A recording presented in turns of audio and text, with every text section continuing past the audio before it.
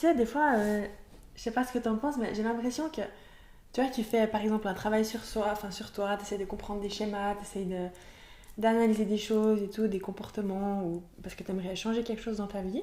Tu fais tout ça et au final, il n'y a rien qui change. T'as une explication à ça? C'est chiant. Une explication, ça serait tellement génial d'en avoir une toute faite.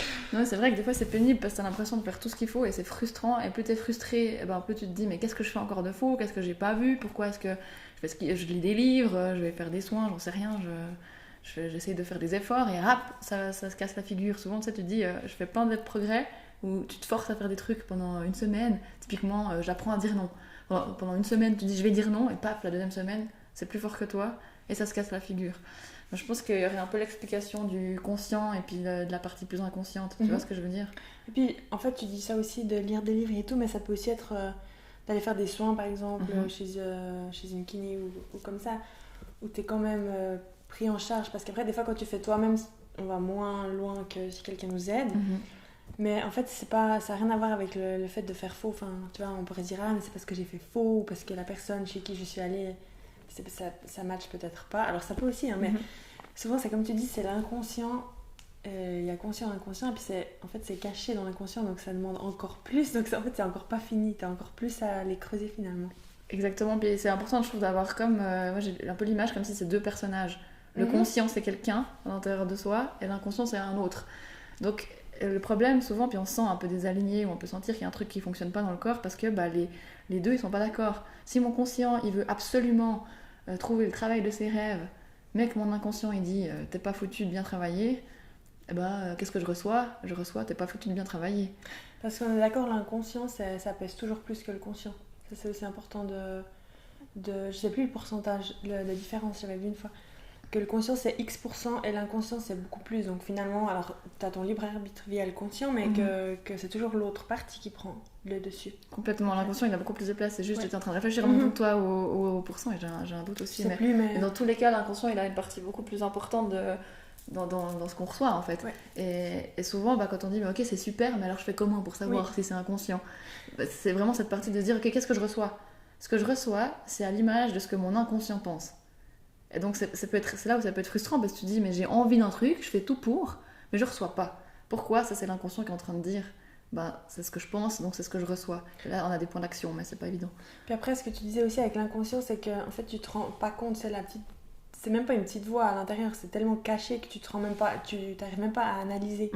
Parce que si t'as une petite voix qui te dit comme tu disais, voilà, j'aimerais ce travail-là, je fais tout pour l'avoir, mais que tu l'as pas, puis que t'entends dans ta tête tu mérites pas, là tu peux en faire quelque chose. Parce que tu arrives à voir, ok, j'ai l'impression que je mérite finalement pas, même si je veux. Tandis que là, tu te dis oui, je mérite. Mais c'est tellement caché, on n'a même pas forcément accès, ou c'est super dur d'y avoir accès, c'est pour ça que ça bloque. Et puis on se rend même pas forcément compte qu'on a ça. Complètement. Et après, j'ai envie de dire quand même, plus on apprend à se connaître aussi, plus on travaille sur soi, et puis plus on a accès à ces petites phrases finalement quand on les écoute, parce qu'elles sont très cachées, c'est vrai, mais quand on commence à les connaître, à les comprendre, on les entend venir. Et ça peut être des mots rudes qu'on se donne à soi, l'exigence qu'on a à soi, parce que finalement c'est des choses qui s'enregistrent il y a fort longtemps, au début dans l'enfance finalement. On pourrait aussi peut-être justement parler de ça, mais l'enregistrement de ces croyances, enfin c'est des croyances finalement. C'est des croyances, ouais. Elles se font beaucoup dans l'enfance, de 0 à 7. Oui, ouais, c'est juste, bien vu, complètement. Et c'est là où l'inconscient il est beaucoup plus présent, voire pratiquement totalement présent que lui. Enfin, c'était pas français, mais on se comprend. Le conscient, l'enfant il n'est pas conscient, il peut pas se dire, je sais pas moi...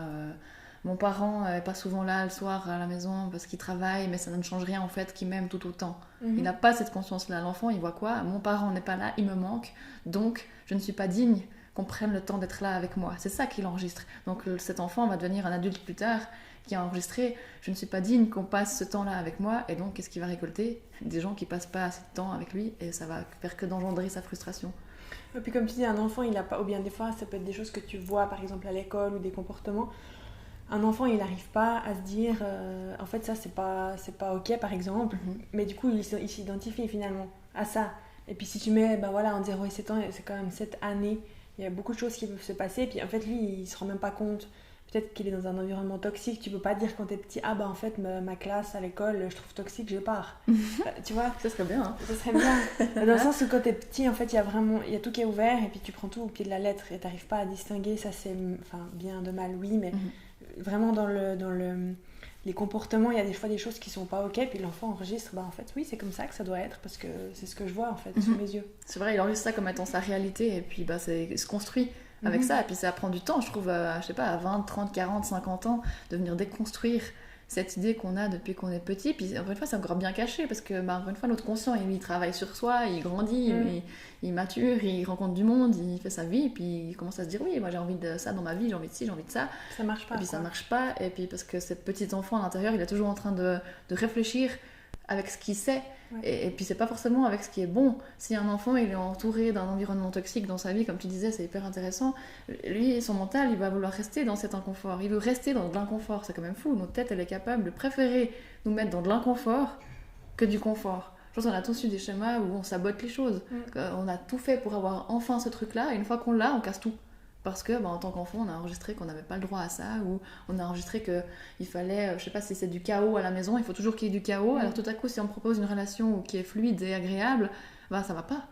Ouais, puis en fait, tu peux, du coup, quand tu vois que ce que tu récoltes, en fait, ça te convient pas, ces schémas, ce qu'on parle, quand tu enregistres en tant qu'enfant, tu t'en souviens même pas, en fait. Oui. Du coup, c'est ça qui est difficile, c'est qu'en tant qu'adulte, de revenir en arrière, mais c'est des choses que tu n'as même plus accès toi-même, enfin consciemment, parce que tu sais plus les situations, tu vois, tu peux pas dire ah oui, je me souviens à ce moment-là, tac, j'ai enregistré la croyance là. Ce serait facile sinon. Ce serait cool. C'est doublement caché parce qu'il faut aller rechercher dans le passé, et puis c'est des choses qu'on se souvient, on se souvient pas en fait. C'est pour ça que je trouve que l'univers il échoue avec nous, c'est que la seule manière de nous montrer ce qu'on se souvient pas, c'est de nous montrer ce qu'il y a autour. Comment est-ce que je me fais traiter, quelles sont les expériences que j'ai dans la vie, qu'est-ce qui fonctionne, qu'est-ce qui fonctionne pas, et puis c'est comme ça que je peux voir ce qui est aligné ou ce qui ne l'est pas. Après, moi j'aime bien vraiment cette idée, encore une fois, de ces deux personnages et puis de pouvoir en jouer un peu. Là, on parle un peu en termes de frustration ou que c'est rude, puis c'est vrai, c'est une réalité, mais en même temps, de pouvoir, une fois que tu comprends ça, c'est de jouer un peu avec tout ça. Ok, monsieur le conscient, il dit quoi? Monsieur l'inconscient, il dit quoi? Puis on va essayer de mettre tout le monde d'accord, et puis il y a une divergence. Est-ce qu'on continue de se taper dessus? Parce que l'inconscient, il dira, mais non, t'es con, tu mérites pas ça, t'as pas le droit, t'es nul, ou je sais pas quoi. Puis de pouvoir rigoler, on se comprend avec ça, puis de se dire, ok. Voilà, il y a un moment donné, quand on a assez travaillé sur la partie consciente, puis ça c'est une partie qui est normale dans la vie aussi, c'est de travailler consciemment sur ok, je mérite d'être aimé, je mérite d'avoir la vie que je souhaite, je mérite, etc. Ok, ça c'est le conscient qui est bien positionné, qui est ok. Puis l'inconscient, lui, tu peux dire à un moment donné, tu sais que c'est faux ce qu'il dit. Non mais en même temps c'est vrai, mais c'est faux. Enfin, tu vois comment? Finalement, on pourrait comme jouer une pièce de théâtre en fait. Parce que ça va te donner une idée avec ton truc. Oui. En fait, tu peux prendre une situation, n'importe quoi, par exemple, je sais pas, moi, t'aimerais un travail, je sais pas, moi, gagner X salaire, je sais pas. Et puis le conscient, en postulant, en fait, il se dit ah mais trop bien, je mérite trop, j'ai trop envie, j'ai fait les études pour. Et puis après, t'as l'inconscient qui pourrait dire, par exemple, moi je suis pas légitime, j'ai pas le droit de gagner beaucoup. En plus, si je gagne beaucoup, ça veut dire que je me la pète. Puis après, les gens ils seront jaloux de moi, alors je peux pas faire ça, donc t'auras pas le travail. Et puis ça, c'est inconscient. Du coup, le conscient, il continue son truc, t'envoies ta postulation, tu vas à l'entretien. Et puis tu te dis, trop bien, je vais montrer je vais montrer mes diplômes, je vais expliquer, je vais demander le salaire dont je mérite, tu vois, parce que tu as déjà une petite idée et tout. Et puis à ce moment-là, à l'entretien, l'inconscient, donc tu n'es toujours pas conscient de la petite voix, mais... continue à dire, mais non, tu peux pas gagner tant que ça, comment tu peux prétendre demander ça? Puis tu as vu le diplôme de celui d'avant, je pense qu'il est encore meilleur. Donc qui es-tu pour demander ça? Résultat, t'obtiens quoi? T'as pas le poste quoi. Et après tu reviens chez toi puis tu dis ça y est, de nouveau, j'ai pas mon poste, super, pourquoi on me prend jamais? C'est jamais pour moi. Et puis finalement, tu vois, la situation, ce que tu récoltes dans cette situation, c'est de nouveau, ça vient s'aligner à l'inconscient. Lui, il est content en fait. Parce qu'il a récolté en fait ce qu'il est, en fait, ce qui vibre. Puis toi, consciemment, t'es là, je m'imagine le gars avec son petit costard, c'est comme ça, après l'entretien, mais en fait, j'ai tout fait. J'ai fait mes études. J'ai fait je sais ce que je veux gagner. J'ai fait un travail sur moi. Et en fait, ça marche pas. Et c'est hyper frustrant parce que si tu vas pas déblayer La partie justement inconsciente, ben, ça peut faire ça toute ta vie en fait. C'est schéma répétitif en boucle quoi. Ouais, insupportable. Insupportable. Insupportable. C'est pour ça que quand on rigole avec cette petite voix, là on le met en Là, marrant, c'est drôle, mais c'est pas drôle, agréable en fait. Non. Mais après, d'en rigoler, je trouve ça chouette aussi de se dire, bah, finalement, je me rends compte que ça n'a rien à voir avec ma valeur. Ça n'a rien à voir avec ce que je vaux vraiment. Parce que le problème avec ce schéma répétitif, c'est que le mental, il est content. Parce que, comme tu disais, il vient valider de ah bah ouais, tu vois, encore une fois, je mérite pas. Puis finalement, quand on prend ce recul, c'est comme si tu deviens un peu spectateur de cette pièce de théâtre marrante qu'on fait là. Et puis de se dire, bah, en fait, c'est con. Ça n'a rien à voir avec ce que je vaux. Bien sûr que je mérite en fait de gagner tant. Puis à ce moment-là, tu vois, de prendre, comme tu disais avant, de prendre conscience de ça, bah, ça apaise déjà.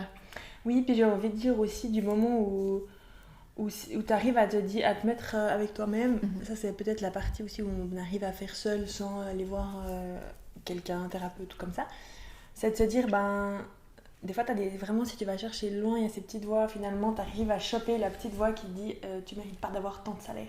Et du moment que tu l'as chopée, c'est comme si tu la prends par le plus large, c'est ça, tu vois, du moment que tu en es conscient, ben, en fait c'est comme si ça vient péter finalement, puis ça a plus de pouvoir après. C'est juste que c'est tellement, au début c'est tellement caché que l'inconscient il joue un rôle, mais du moment que tu viens le chercher, bah, il est devant tes yeux, donc il arrête de jouer de faire le petit mariole et puis de te traîner, tu vois. J'adore ce que tu dis avec la notion de pouvoir, c'est vrai, c'est comme si tout à coup ça a plus de pouvoir parce que tu peux rire, puis tu te dis mais en fait c'est bizarre de penser ça. Oui. Ou alors si on a de la peine, je trouve, à être dans cette distance, dans le côté spectateur, de dire mais ça n'a pas de sens, ça a plus de pouvoir, ce serait aussi de se sentir aussi dans l'émotion que ça peut générer. Parce que ça peut nous rendre tristes aussi de se dire mais en fait je me sens pas légitime. Mince, ah bah ouais c'est vraiment ce que je ressens que je suis pas à la hauteur, je ressens que je suis nulle. Bah ok, bah je pleure 1 heure s'il le faut sur le fait que je me sens pas légitime, que je me sens nulle et puis que encore je reçois pas ce que je mérite. Bah ok, bah je m'effondre un coup, puis ça lâche, puis après ok, bon bah finalement, est-ce que c'est vraiment ce que je ressens là derrière? Et puis c'est de voir aussi après finalement quand tu arrives à choper la petite croyance méchante là, et puis que tu arrives à la mettre, à la faire sortir, de voir après est-ce que tu attires de nouveau ce même genre de situation. Parce que finalement quand tu as débloqué l'inconscient, on vibre autrement, et puis il y a des situations qu'on n'attire plus. Donc du moment que tu as enlevé la croyance, ben, l'extérieur il s'aligne. Exact. Et puis si ça continue encore et encore, c'est aussi intéressant, ben, je pense qu'on l'a dit déjà plusieurs fois aussi, mais d'aller vraiment choper dans des fois des croyances qui ne nous appartiennent pas aussi. On a des ancêtres, on a des vies antérieures selon les croyances de chacun, mais ça peut être des schémas qui sont enregistrés depuis des plombes, et que parfois ben, voilà, il faut aller chercher un petit peu plus loin, il ne faut pas tout de suite baisser les bras si on voit que de nouveau j'ai travaillé là-dessus, j'ai pris conscience de ma croyance et boum, ça se recasse. Puis après des fois c'est par petits paliers, tout à coup je me rends compte que je mérite. Bah ouais, bah, j'ai peut-être la sensation de mériter un tout petit bout de plus, mais c'est peut-être encore pas juste suffisant pour le récolter, donc il faut des fois plusieurs expériences pour que petit à petit vraiment ça devienne comme solide. Oui, puis j'ai envie de dire, ce qui est important aussi, c'est pas nous le problème, enfin c'est pas toi le problème quand ça t'arrive, c'est tellement inconscient, et puis c'est vraiment d'observer l'extérieur, ce que tu attires, ben, les relations que tu as avec les personnes autour de toi, ton travail, ta santé, et puis en fait c'est grâce à ça que tu vas pouvoir un peu évaluer, ok là il y a un truc qui joue pas, parce que ça répète tout le temps, mais c'est pas en mode j'ai fait faux. Oui. C'est tellement inconscient, puis en fait on peut tellement pas s'en vouloir, parce qu'un enfant, comme on disait, il enregistre un truc, mais il a absolument il sait pas si c'est bien ou mal, enfin du coup c'est juste, ça fait partie de nous, et puis finalement bah, c'est là, puis ça vient, ce qui est bien c'est qu'à un moment donné on a aussi le pouvoir de s'en libérer. J'adore ce que tu dis, je trouve que c'est hyper déculpabilisant aussi. Puis ça permet d'avoir de l'amour et de la compassion sur le petit enfant qu'on est, qui se dit mais en fait le pauvre il n'y peut rien d'enregistrer tout ça, il faut juste l'aider à se rendre compte que bah, peut-être que la vision des choses qu'il a, bah, c'est pas la bonne pour lui, et puis qu'il peut le modifier, puis que peut-être qu'il a besoin d'un guide aujourd'hui, c'est l'adulte qu'on est, pour le guider et pour lui dire bah regarde peut-être on peut faire autrement aujourd'hui toi et moi. Donc finalement ça évite de se flageller, je trouve ça vraiment important ce que tu dis. Et puis finalement main dans la main, après au lieu d'être l'un contre l'autre, tu peux aller main dans la main pour reconstruire un avenir meilleur. Et ça évite comme tu dis, de lutter contre soi, et puis c'est là où bah, justement on a encore des maladies qui vont sortir, des inflammations, des tensions, on ne sait pas pourquoi, parce qu'on se bat avec soi-même, puis que c'est rude de passer des années à se battre avec soi-même plutôt que de dire bah voilà je suis un être humain, bah j'ai aussi mon inconscient, puis des fois bah, il me joue les tours, puis c'est ok, puis il crotte quoi. Clairement. Tu vois comment? Clairement, ouais. Alors, je crois qu'on a fait un joli débat là-dessus. Je sais pas à quel point chaque personne peut aussi faire son discours avec soi-même. Voilà, à votre tour de jouer la petite pièce de théâtre. Absolument.